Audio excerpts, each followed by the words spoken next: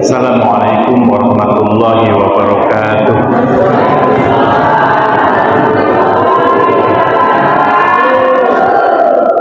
Bismillah, alhamdulillah, wassalatu wassalamu ala rasulillah wa ala alihi wa sahbihi wa mawala, la hawla wa la quwwata illa billah, amma ba'du.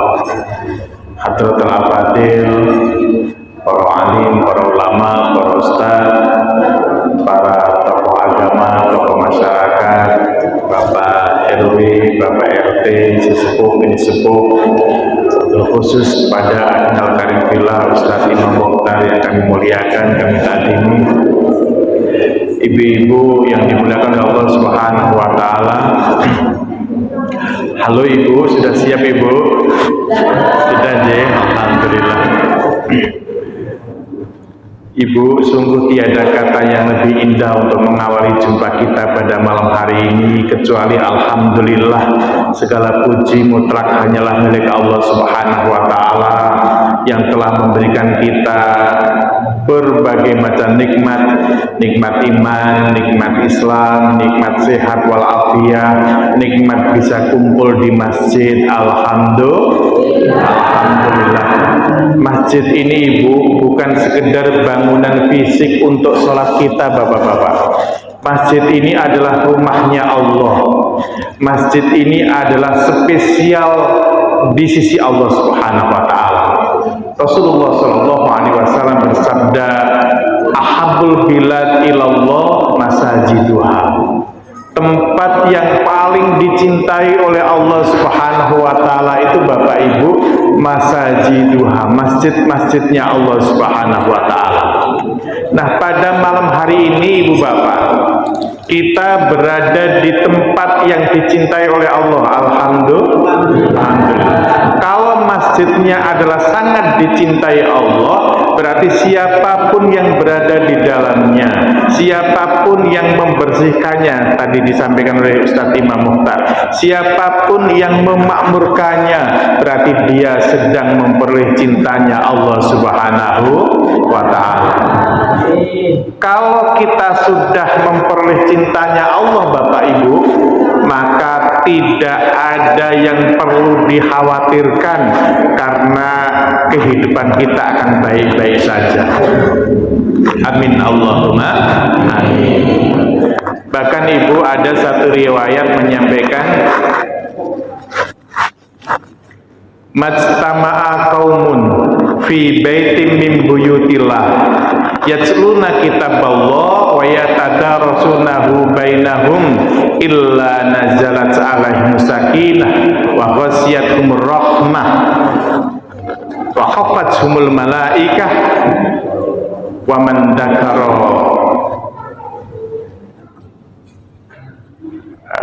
Yang terakhir pokok lupa.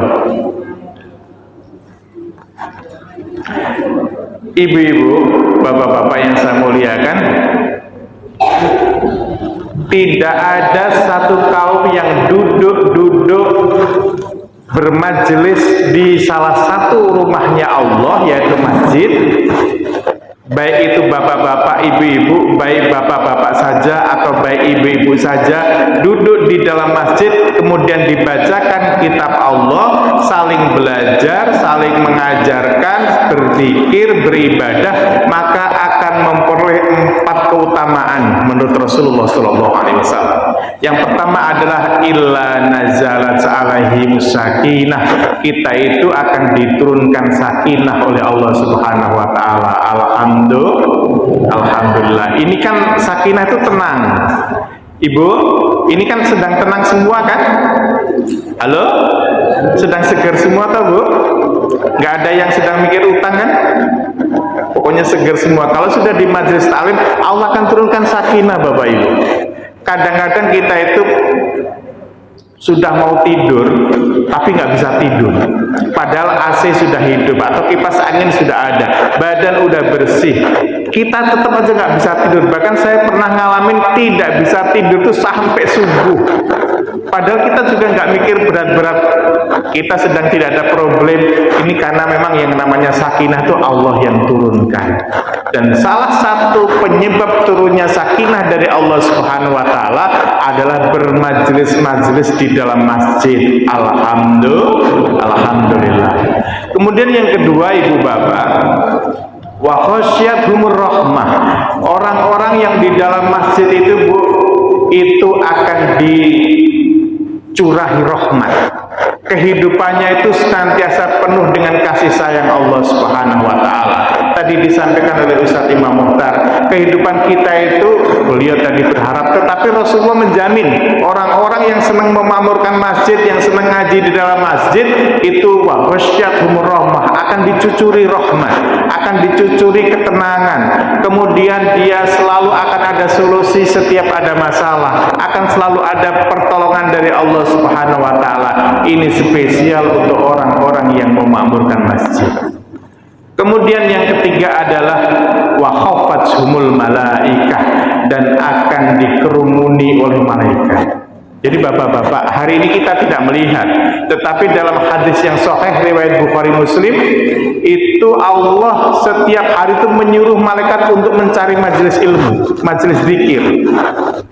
Malaikat itu ke jalan-jalan, Ibu, mana yang ada majelis talim. Kemudian setelah nemu, ini malaikat berkata kepada kawannya, wahai kawan-kawan malaikat, kesinilah, ini sedang ada majelis talim, ini sedang ada majelis zikir, begitu.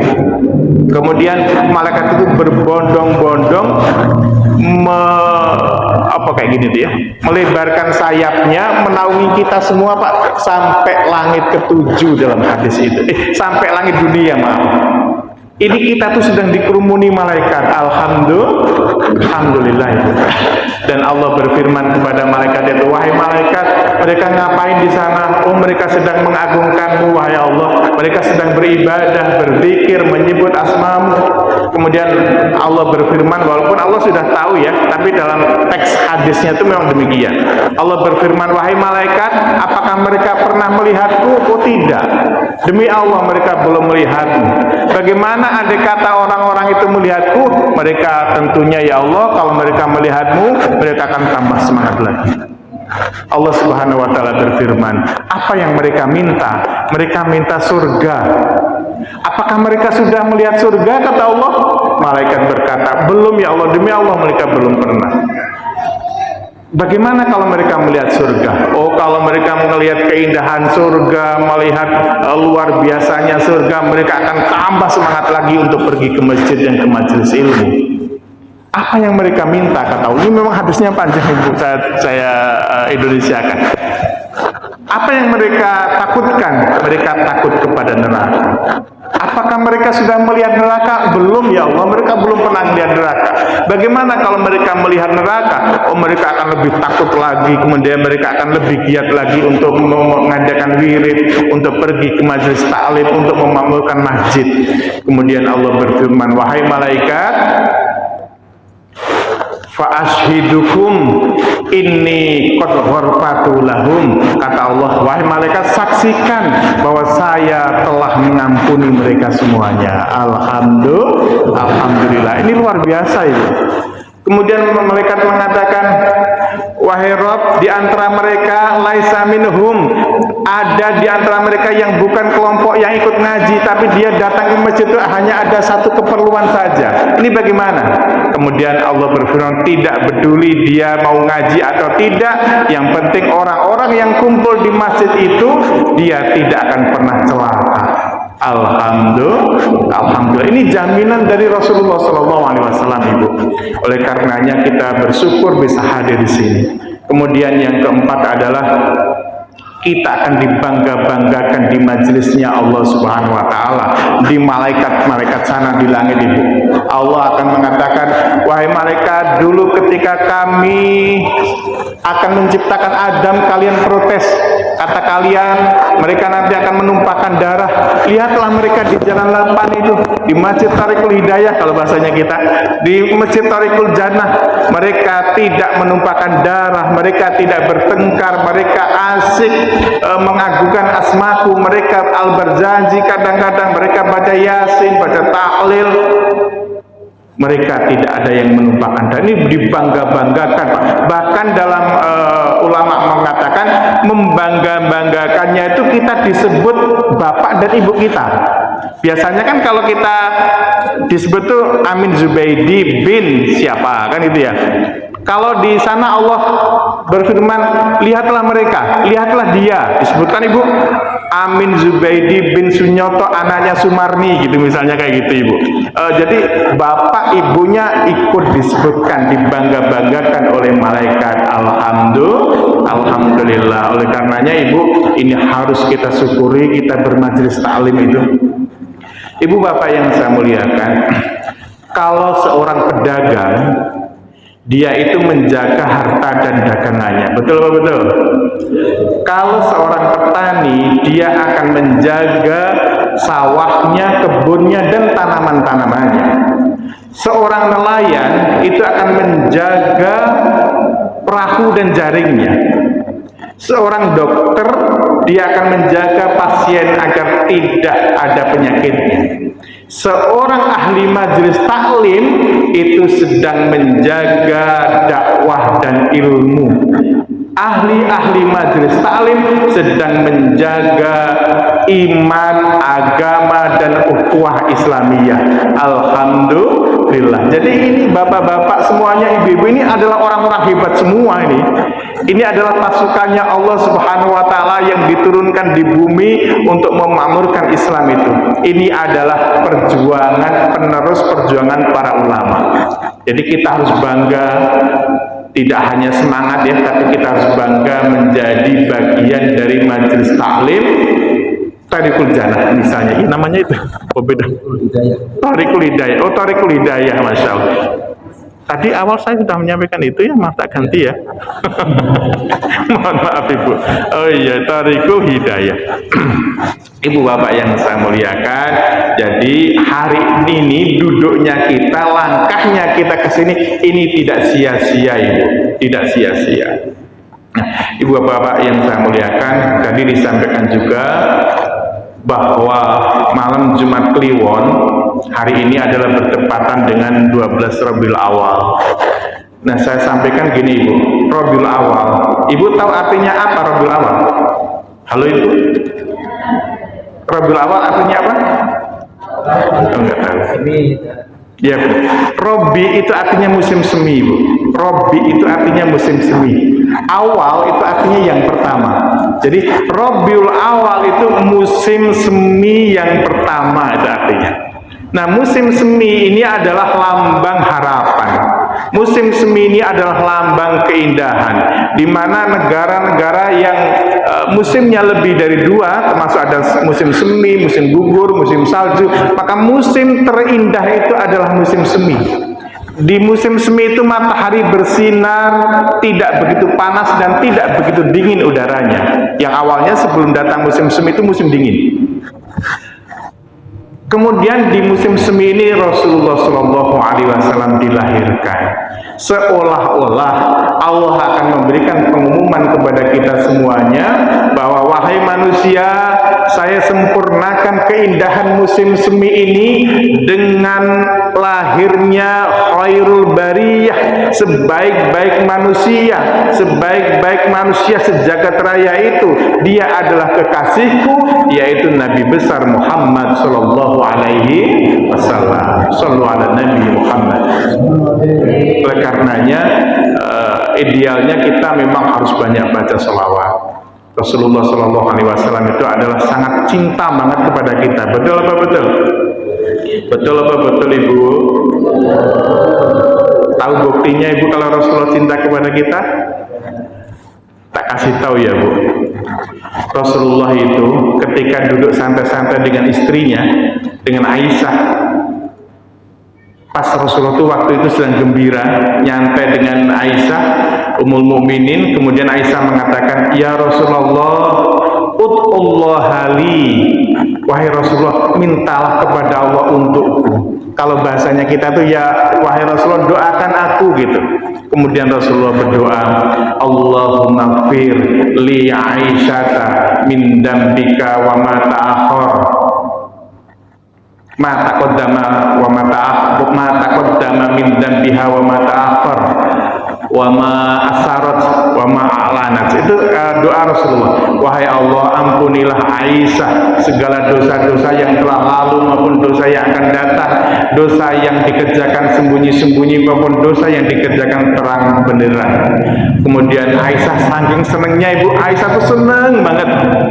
Akhirnya Aisyah saking senengnya itu menjatuhkan kepalanya di pangkuan Rasulullah SAW. Ibu, Bu, jenengan pernah menjatuhkan kepalanya di pangkuan bapak-bapaknya? Pernah ya, sering ya. Alhamdulillah. Memang harus kita tiru.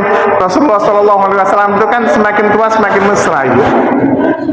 Rasulullah itu kalau manggil Aisyah, kalau tadi kan berdoa maka disebut Aisyah. Tapi kalau dalam kesehariannya Rasulullah menyampaikan, ya Humairah, wahai yang kemerah-merahan pipinya. Jadi Ustadz Imar, Pak Parlan, kalau istri Rasulullah itu wajahnya itu putih kemerah-merahan.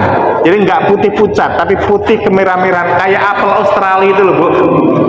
Kalau istri kita kan kayak apel Malang ya, Pak. Atau kayak salah pondok, kayak salah pondok. Rasulullah itu gitu. Rasulullah menyampaikan, ya Humairah, wahai yang kemerah-merahan pipinya.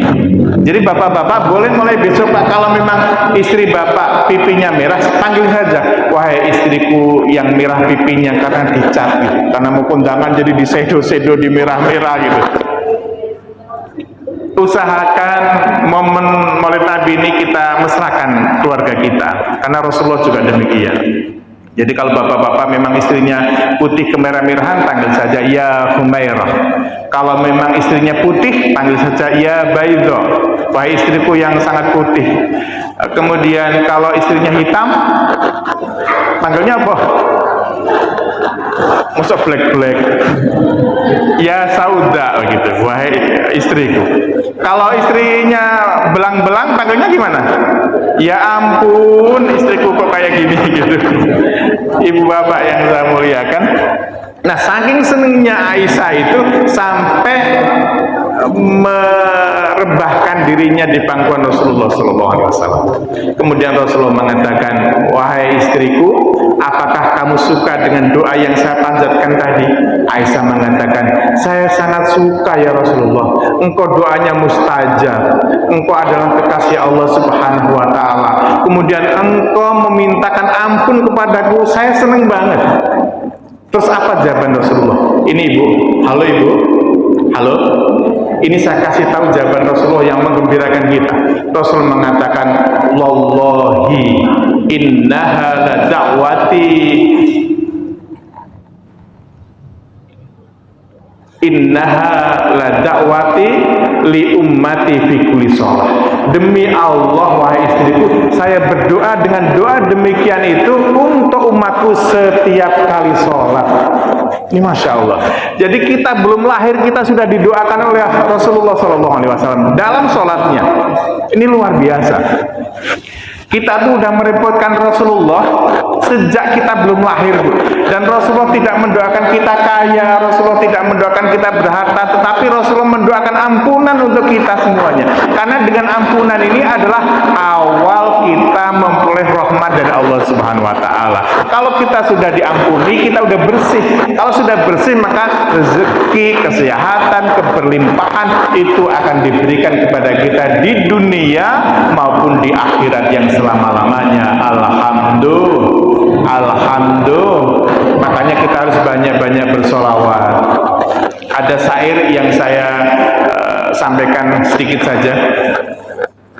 Karena kurang solawat, yang akhirnya hidupnya gak nikmat, mudah terjerumus maksiat, hidupnya jadi tersesat.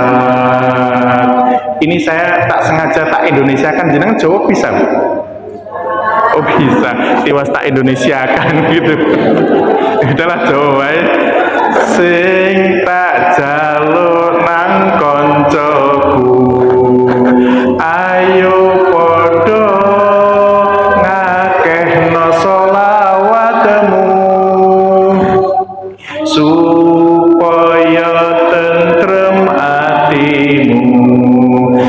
selamat dunia akhiratmu. Shallu ala Nabi Muhammad. Jadi kita harus banyak sholawat. Berapa kali Pak Amin baca sholawatnya? Sebanyak-banyaknya. Kalau paling sedikit berapa Pak Amin? Paling sedikit Ibu baca sholawat sehari semalam paling sedikit adalah 20 kali. Pagi hari 10, sore hari 10. Karena ada hadis yang menyatakan man sholla alayya, barang siapa yang bersolawat kepadaku hina yusbihu asro, pada pagi hari 10 kali, wa hina yumsi asro, dan pada sore hari 10 kali, atrokathu syafaati yaumil qiyamah, maka orang yang membaca salawat pagi dan sore hari 10 kali itu akan mendapatkan syafaatku di yaumil qiyamah. Amin Allahumma amin. Ini amalan luar biasa Ibu, minimal 10 kali pagi, 10 kali sore. Waktu kita kan banyak. Sholawat paling pendek itu Ibu, itu namanya sholawat Jibril, sallallahu ala Muhammad. Nah, itu sholawat Jibril, paling pendek. Kalau kita cek, ya kita bersama-sama yuk Bapak Ibu, biar kita masuk ke mendapat syafaat. Kita baca sholawat ala Muhammad 10 kali. Bismillahirrahmanirrahim. Sallallahu ala Muhammad, sallallahu ala Muhammad, sallallahu ala Muhammad, sallallahu ala Muhammad, sallallahu ala Muhammad, sallallahu ala Muhammad, sallallahu ala Muhammad, sallallahu ala Muhammad, sallallahu ala Muhammad, sallallahu ala Muhammad. Itu tidak nyampe seperempat menit Ustaz Imam. Saya lihat tidak nyampe seperempat menit. Pagi seperempat menit, sore seperempat menit, hanya setengah menit saja. Padahal kita hidup di dunia ini satu hari satu malam dikasih waktu sama Allah berapa jam? 24 jam. 24 jam itu kalau dimenitkan itu 1440 menit. Kita hanya butuh waktu setengah menit saja Ibu. Pagi seperempat, sore seperempat, dijamin sama Rasulullah SAW kita memperoleh syafaatnya di hari kiamat. Alhamdulillah. Makanya kita serius, mumpung masih sehat. Sehat semua ya Bu? Alhamdulillah. Karena Ibu tadi tahu bahasa Jawa, saya mau sairan pakai bahasa Jawa. Setuju? Mumpung kita masih sehat, kita harus banyak sholawat. Mumpung isih podo gagah enggal kanggo ibadah Allah Allah Allah. Bisa nggih? Mumpung isih podo gagah enggal kanggo ibadah Allah Allah Allah. Ngeling ana yen awake lara kanggo ibadah rasane susah. Ngeling ana yen awake lara kanggo ibadah rasane susah. Sholatullah salamullah ala toha rasulillah. Sholatullah salamullah ala yasin habibillah, ala yasin habibillah. Urip nang donya aja mung mondar mandir, ndurusi nafsune pikir Allah Allah Allah. Urip nang donya aja mung mondar mandir, ndurusi nafsune pikir. Apa sira ora kuwatir bakal ketemu karo mungkar nakir? Apa sira ora kuwatir bakal ketemu karo mungkar nakir? Sholatullah salamullah ala toha rasulillah. Sholatullah salam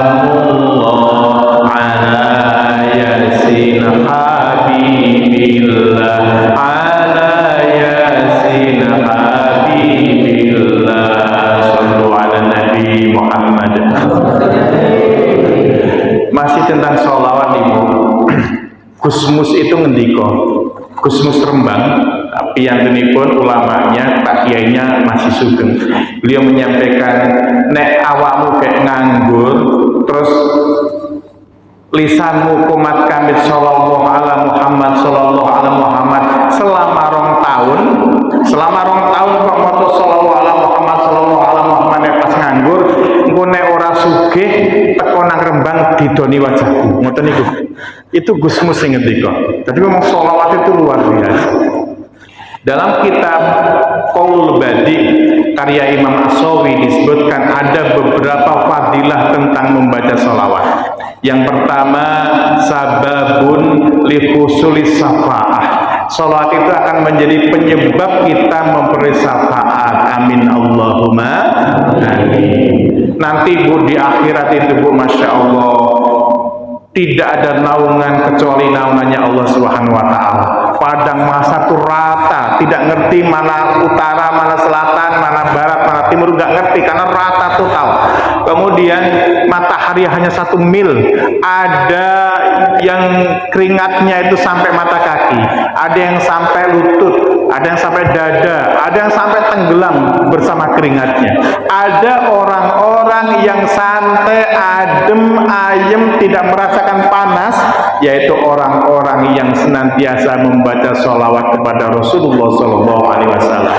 Amin Allahumma amin. Ini Ibu.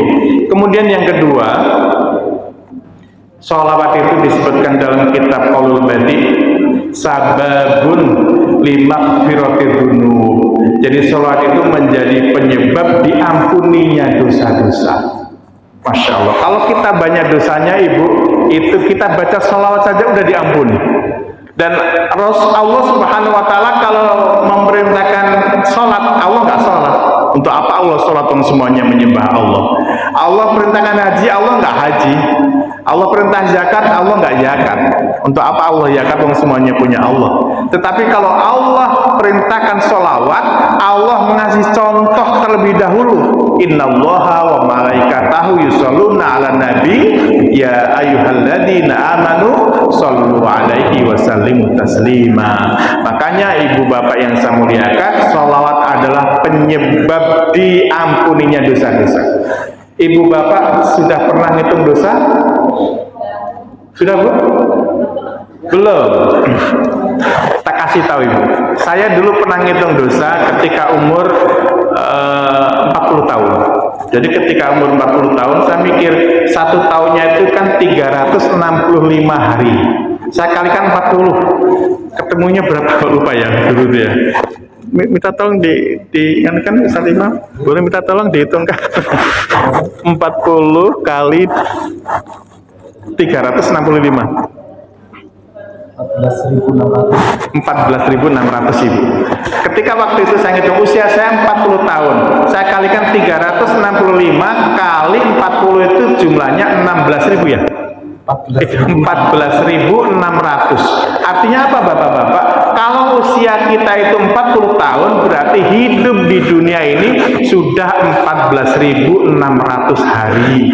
Itu sudah ngabisin beras berapa kintal saja itu Bu. Udah banyak banget.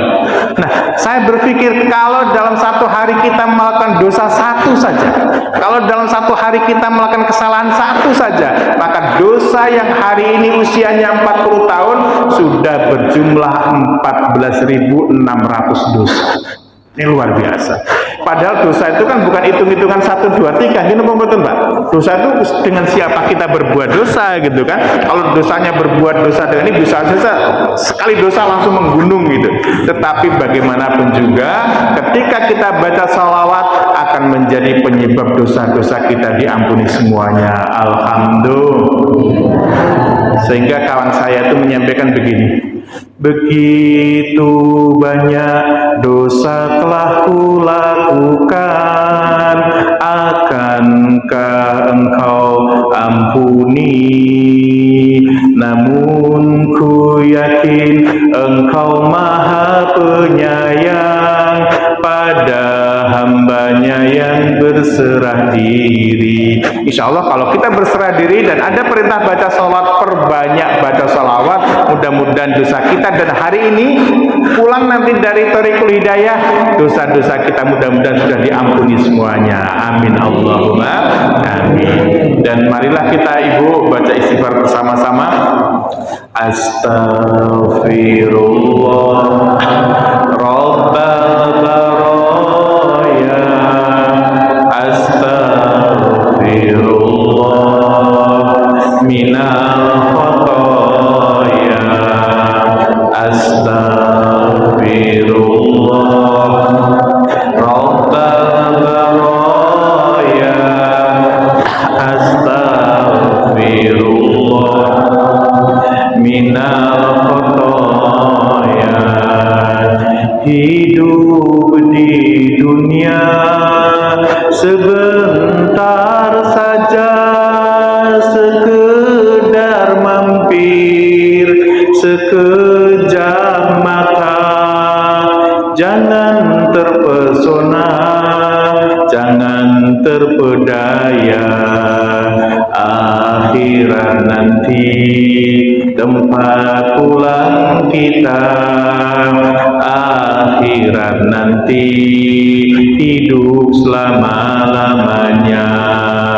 Astagfirullah Rabbal baraya, astaghfirullah minal khotoya, astaghfirullah Rabbal baraya, astaghfirullah minal khotoya.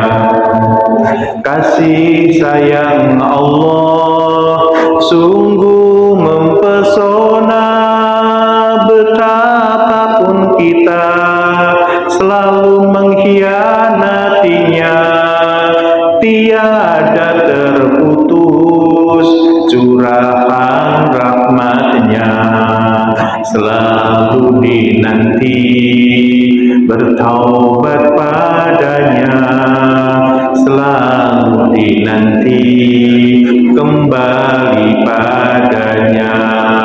Astagfirullah Rabbal baraya, astaghfirullah minal khotoya, astaghfirullah Rabbal baraya, astaghfirullah minal khotoya.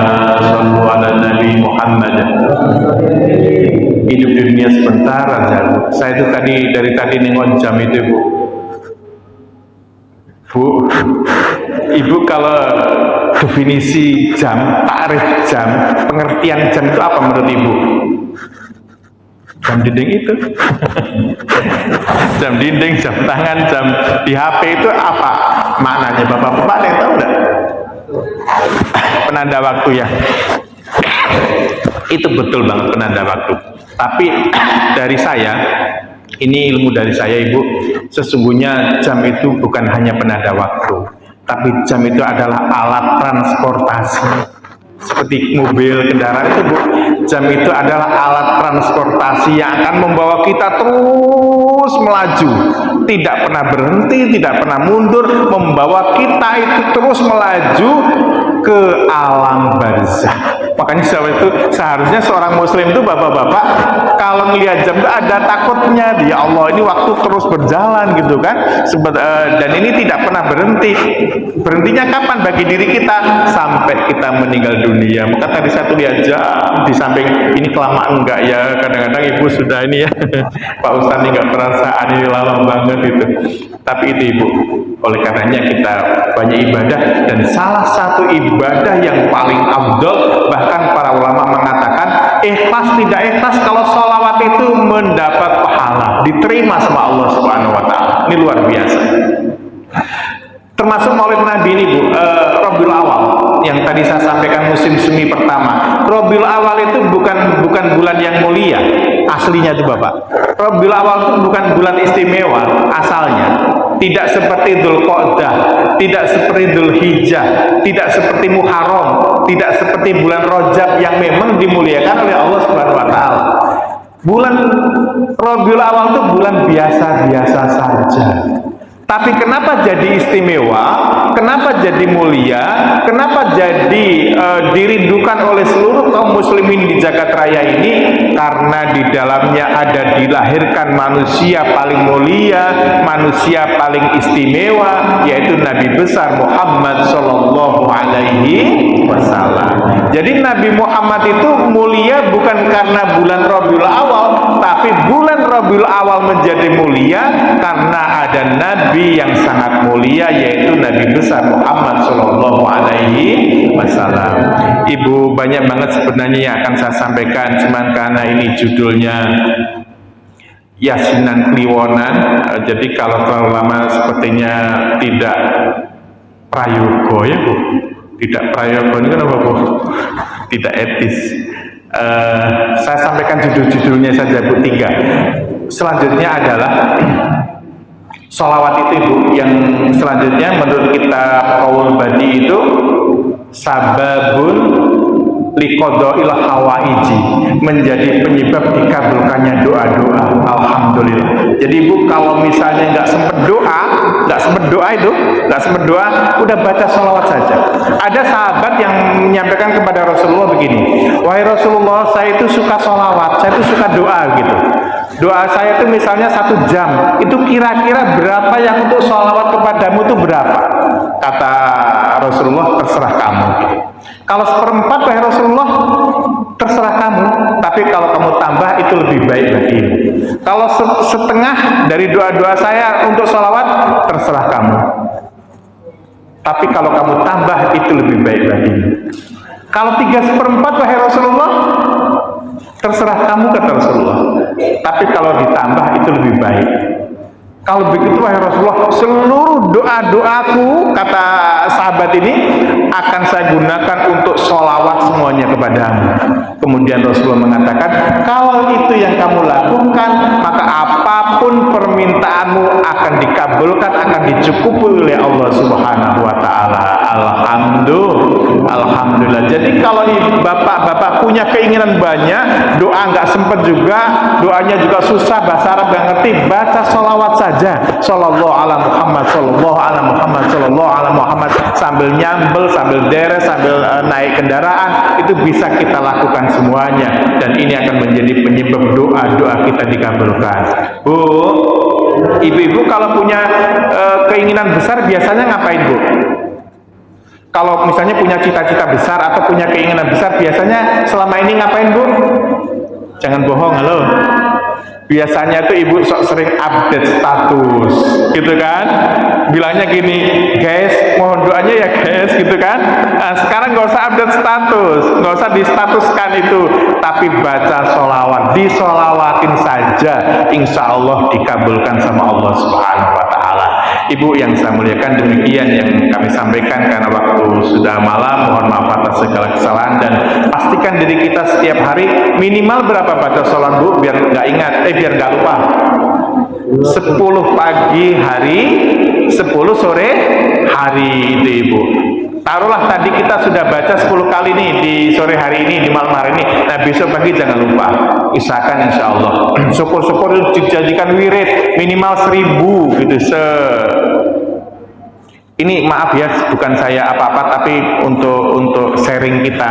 Kalau saya usahakan 1000 Ibu, sehari itu 1000 sholawat, 1000 istighfar, 1000 hamdalah, begitu Ibu.